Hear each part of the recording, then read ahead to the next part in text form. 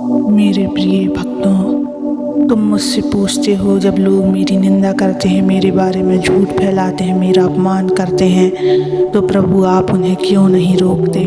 आज मैं तुम्हारे इस प्रश्न का उत्तर दूंगा, लेकिन बच्चे, इस प्रश्न का उत्तर सुनने से पहले इस चैनल को सब्सक्राइब कर लेना, इस वीडियो को लाइक कर देना और कमेंट में ओम नमः शिवाय लिख देना। बच्चों, क्योंकि यह प्रश्न सिर्फ तुझ में नहीं, हजारों लाखों आत्माओं में भी है, जो भक्ति करते हुए, अच्छे कर्म करते हुए फिर भी बदले में अपमान और आलोचना झेल रहे हैं। सबसे पहले समझ, निंदा होना तेरा पतन नहीं बल्कि तेरा परीक्षण है। निंदा तुझे नीचा दिखाने नहीं आती, बल्कि यह देखने आती है कि तू स्वयं को कितना ऊंचा बना पाया है। मैं उन्हें क्यों नहीं रोकता, क्योंकि यदि मैं हर आलोचक का मुंह बंद कर दूं बच्चों, तो फिर तुम कैसे सीखोगे धैर्य, क्षमा और विवेक। यदि हर बार मैं तुम्हारे पक्ष में न्याय तुरंत कर दूं, तो तुम कब सीखोगे अपने मौन से उत्तर देना और अपने कर्मों से जवाब देना। बेटा, तुम चाहते हो कि तुम्हारे अपमान पर तुरंत कोई दंड मिले, पर क्या तूने देखा है कि मैं सूर्य को भी समय देता हूँ उगने का, फूल को भी समय देता हूँ खिलने का, तो फिर न्याय को भी मैं उसके उचित समय पर ही लाता हूँ। बच्चे, निंदा क्यों होती है? क्योंकि जब तू ऊंचाई पर पहुँचता है तो नीचे खड़े लोगों को तेरी चढ़ाई चुभती है। वे नहीं चाहते कि तू आगे बढ़े, क्योंकि वो स्वयं रुक चुके होते हैं। जिस प्रकार कोई वृक्ष जब फल देता है तो पत्थर उसी को मारे जाते हैं, ठीक वैसे ही तेरे अच्छे कर्मों, तेरी सफलता, तेरी शांति और तेरी भक्ति को देखकर लोगों के भीतर का असंतुलन बोल उठता है निंदा के रूप में। तो क्या निंदा करना गलत है? हाँ, एक बुराई है, पर मैं हर आत्मा को स्वतंत्रता देता हूँ। यदि कोई निंदा करता है तो वो अपने पुण्य खो रहा है और पाप कमा रहा है। मैं उसे देख रहा हूँ, उसकी वाणी, उसका विचार, उसकी भावना सब मेरे सामने है, पर मैं न्याय का समय स्वयं तय करता हूँ। तुम बस अपने पथ पर डटे रहो, तुम अपने भीतर झांक, क्या तू सच्चा है? क्या तेरे कर्म पवित्र हैं? क्या तेरी नीयत साफ है? यदि हाँ, तो फिर तू चिंता मत कर। सत्य को कभी प्रमाण की आवश्यकता नहीं होती। जो आज तुझे गलत समझते हैं, कल तेरे मौन, धैर्य और तेरे कर्म को देखकर स्वयं लज्जित होंगे। याद रखो बच्चे, जो दूसरों की निंदा करता है वो अपनी आत्मा का अपमान करता है। जो हर हाल में शांत रहता है वो मेरे निकट आता है। मैं क्यों नहीं रुकता? क्योंकि मैं चाहता हूँ कि तुम खुद को पहचानो। मैं चाहता हूँ कि तुम दूसरों की सोच से ऊपर उठो। मैं चाहता हूँ कि तुम अपनी आत्मा की शक्ति से दुनिया को उत्तर दो, शब्दों से नहीं, कर्मों से। अगर हर बार तू रोएगा कि लोग क्या कह रहे हैं, तो तू मेरी भक्ति में स्थिर नहीं रह पाएगा। जो मेरी ओर बढ़ रहा होता है उसे संसार हर संभव रुकावट देता है। निंदा, तिरस्कार, उपहास, अकेलापन, क्योंकि जब तू इन सब से ऊपर उठ जाएगा तभी तू वास्तव में मुझ तक पहुँचेगा। क्या तूने कभी सोचा, जब मेरे भक्तों ने मेरा नाम लिया तो उन्हें भी निंदा झेलनी पड़ी?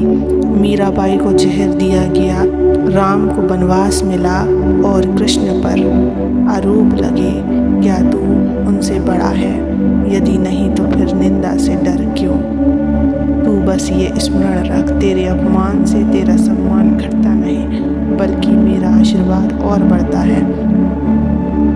जो तुझे गलत बोले वो तेरा कुछ नहीं बिगाड़ता, क्योंकि तेरे भीतर जो तेज है वो मेरे द्वारा दिया गया है, उसे छीन नहीं सकता।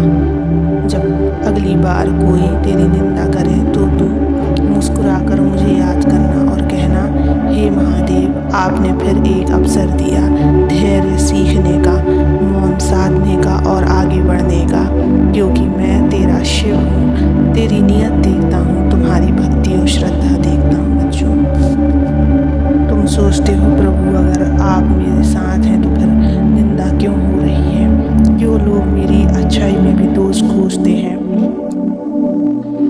निंदा केवल वाणी से नहीं होती, यह दूसरों के भीतर ही हीनता का मुखर रूप है। जिसे स्वयं पर विश्वास नहीं होता वो दूसरों की रोशनी से डरता है, और जब तुम मेरी कृपा से भीतर से चमकते हो तो वो अंधेरे में बैठे लोग उस रोशनी को सह नहीं पाते, इसलिए बोलते हैं, काटते हैं, तिरस्कार करते हैं।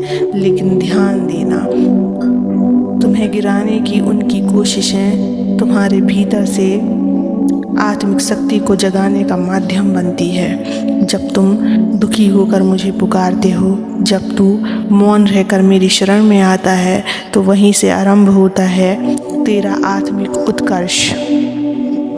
क्योंकि मैं तुझे यह सिखाना चाहता हूँ कि सम्मान पाना बड़ा नहीं, बल्कि अपमान में भी शांत रहना सबसे बड़ा है। यह संसार तुझसे बहुत कुछ छीन सकता है, पर तेरी प्रतिक्रिया, तेरी शांति, सहनशीलता और मौन, यह तेरे ही हाथ में है। जो तू अपने भीतर से मजबूत बन गया तो कोई भी बाहरी शब्द तुझे विचलित नहीं कर सकेगा।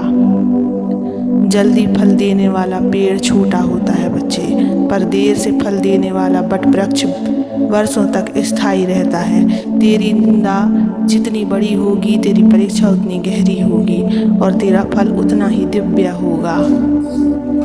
इसलिए मैं तुझे निंदा से बाहर नहीं निकालता, बल्कि तेरे साथ खड़ा होकर देखता हूँ कि तू उसमें से कितनी समझ, विनम्रता और शक्ति लेकर निकलता है। तू यह मत भूल कि सबसे ऊंची सीख कभी चुप्पी होती है। मौन का उत्तर सबसे शक्तिशाली होता है। तब जब मेरी तरफ देखकर मुस्कुराता है, तब मैं तेरे भीतर और शक्ति भर देता हूँ। लोग तेरे विषय में क्या कह रहे हैं, इससे कहीं ज़्यादा महत्वपूर्ण यह है कि मैं तेरे विषय में क्या जानता हूँ। बच्चों, तुम अपने ऊपर ध्यान दो। लोग क्या कह रहे हैं उसे मत देखो, तुम क्या कर रहे हो उस पर ध्यान दो। लोग क्या सोचते हैं वह उनके कर्म है, तुम क्या सोचते हो यह तुम्हारा भाग्य बनेगा। लोग तुझे गिराने की योजना बनाए तो उठने की तैयारी करता रहे। क्या तुम मेरी भक्ति सिर्फ इसलिए करते हो ताकि लोग तुम्हारी तारीफ करें, या तुम मेरी भक्ति इसलिए करते हो कि तुम मेरी कृपा और शांति चाहते हो? तो फिर निंदा दोनों तुम्हारे लिए समान होनी चाहिए। जैसे दिन और रात दोनों एक ही ब्रह्मा के अंग हैं, वैसे ही प्रशंसा और आलोचना दोनों तेरी यात्रा के साथी हैं। निंदा को कैसे देखें? निंदा तुझे गिराने नहीं बल्कि मजबूत बनाने आई है। आलोचना तेरा चरित्र नहीं तोड़ती, वो तेरे धैर्य की परीक्षा लेती है। और सबसे महत्वपूर्ण, निंदा करने वाला तेरे पुण्य तुझे दे रहा है, क्योंकि वो बिना कारण तेरे दोष गिन रहा है। तो प्रसन्न हो जा। जहाँ लोग तुझे कोसते हैं वहीं मैं तुझे अपना आशीर्वाद और ज़्यादा देता हूँ। जब तू सच पर चलता है तो तुझे अकेलापन, अपमान और तिरस्कार मिलेंगे, परंतु याद रख, मैं महादेव सदा तेरे साथ हूँ। इसलिए निंदा से कभी भी मत घबराना, मैं सदैव तुम्हारे साथ हूँ। ओम नमः शिवाय।